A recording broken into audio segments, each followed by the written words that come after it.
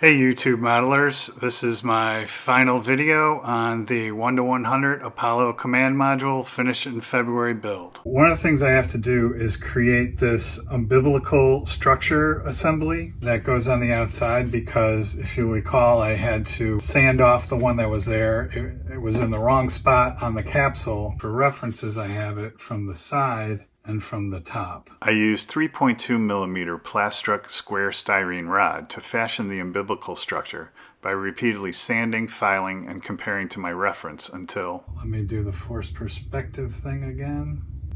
That's almost right on. I'm very happy with that. I'm going to start scribing this. I'll pop in a reference photo here to show these circles that go on here, and then there's lines that come out.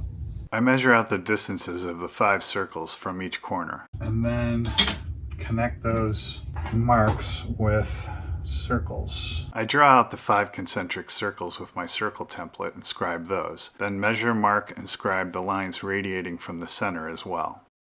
Next, I clean up the window openings in the capsule with my knife. Then cut, test fit, trim, and shape capsule windows from thin, clear plastic sheet and set them aside. So I believe I have this piece where it needs to go now. Using the rocket, the side rocket lines up right there on that hump. I do think this was the right placement for the umbilical because that's on the bottom in the reference.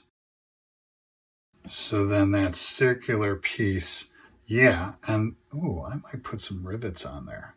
There's a rivet line here, so there's this seam, and that one of those circular pieces goes right there, and then all the way on the opposite side, that other circular piece would be right there along that seam. I may use my rivet tool and put some rivets along these 2 lines. This goes in the center of this non-hump flat sides. So these yaw pitch line up. The one on top lines up with this rocket. The ones on the side line up with these rockets directly. And then this is slightly off center. Bingo, that's what I'm going to use. I'm going to write that down. I note these orientations for later. And the other thing I do want to do is do these rivet lines. Dymo tape for making these. Putting on a model to, scribe and or run this along so that it doesn't, I had rivet rows on the sides of the seams on both sides. I have this where I want it. I glue that new bottom structure and rocket exhaust base to the service module. So next thing is the placement of these. I placed those semicircle parts with tiny droplets of superglue on both sides. Got all these pieces ready to paint. Testers discontinued their Model Master line. So I went out and I bought out the Model Master, the stuff that I needed. So I have several of these. This is aluminum, non-buffing aluminum. I'm going to give these a try. The non-buffing aluminum will go on this all the way around, those.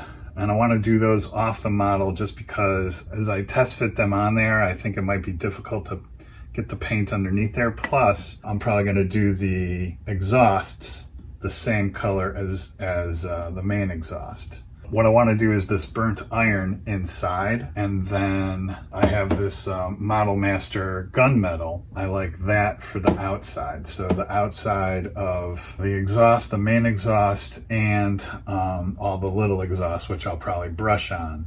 So I have this Model Master buffing metallizer stainless steel, which I'll do this in, and I think I will also do it high gain antenna in that. And then this will get covered in the bare metal foil. This top part, I think I'll also do with the aluminum. So I airbrushed all the parts in the various colors as I just described. FYI, this was the first time airbrushing in my new spray booth, and I'm very happy with it. It's very quiet and has great lighting. I'm pretty happy with the way those testers metallizers came out. Bummer that they're discontinued. Pretty happy with the way this came out. In order to put that bare metal foil on here, I just fashioned a simple wraparound template from sticky note sheets, fitting it to the capsule, marking it and cutting it out. Then I used that template to trace out a single piece of bare metal foil, which I then carefully wrapped around the capsule, burnishing it down with a Q-tip as I go. Then I carefully slit the foil crossways over the windows and burnished it down into and around the window openings.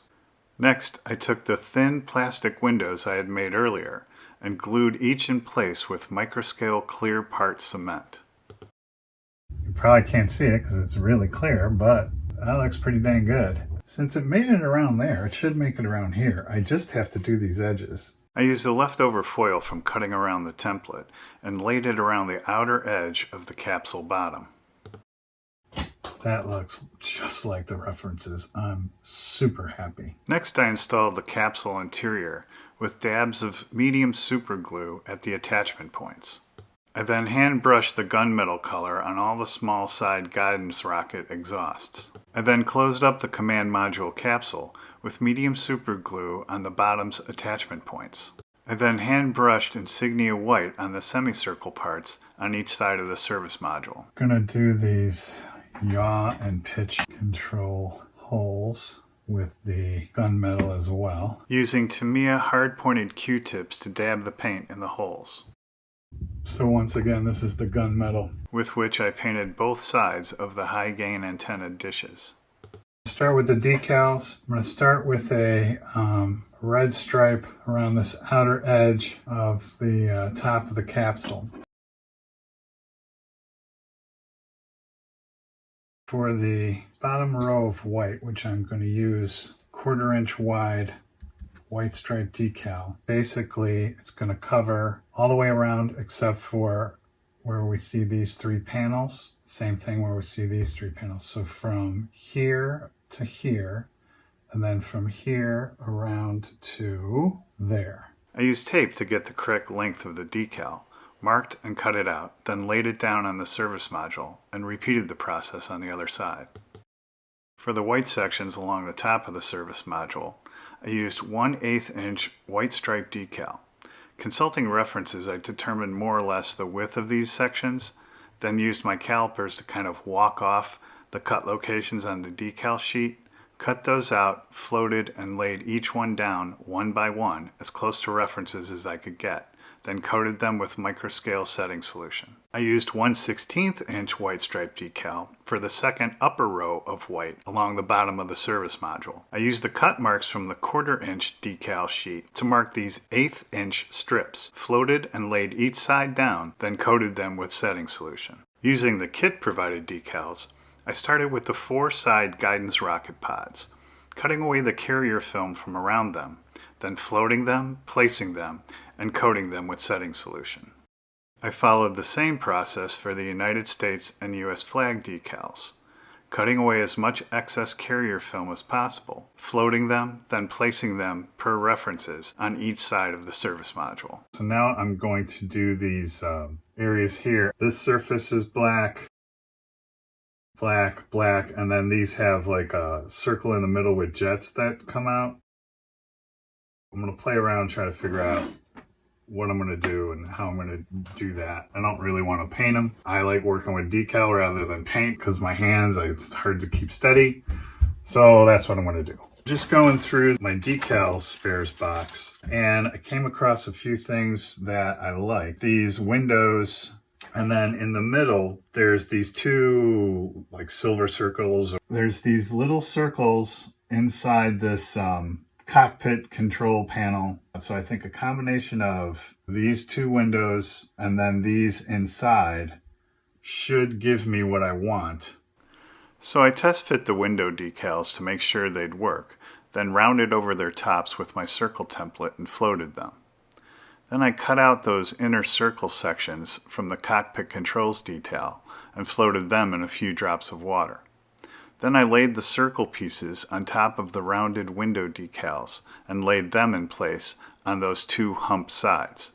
Finally, I cut, floated, and laid down another window decal lengthwise on the model to complete the detailed enhancement of the service module base.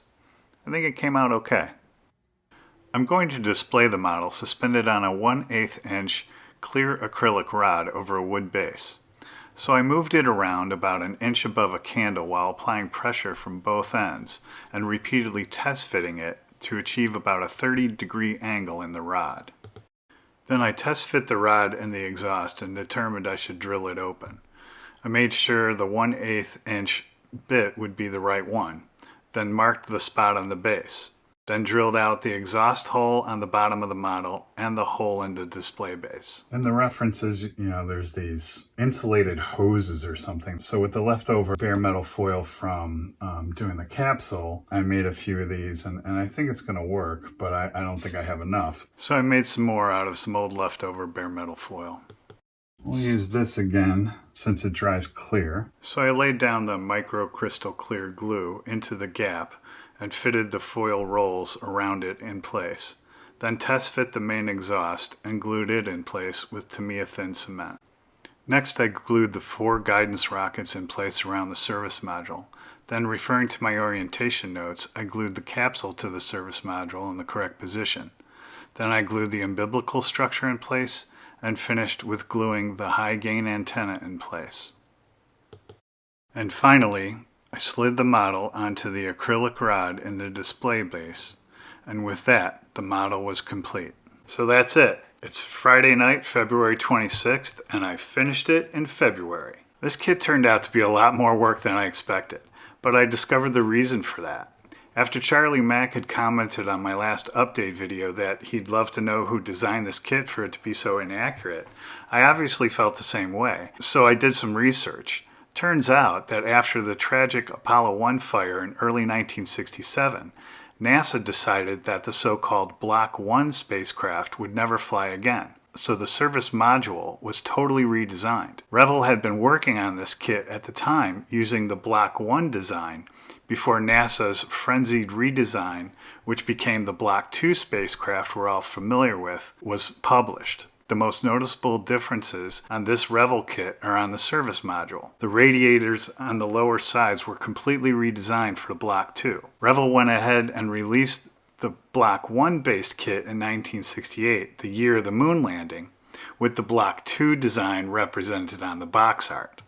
So basically what I've done here is create as near to the Block 2 design as I could using the Block 1 design as my starting point. Well, it is what it is, and here it now sits on my shelf.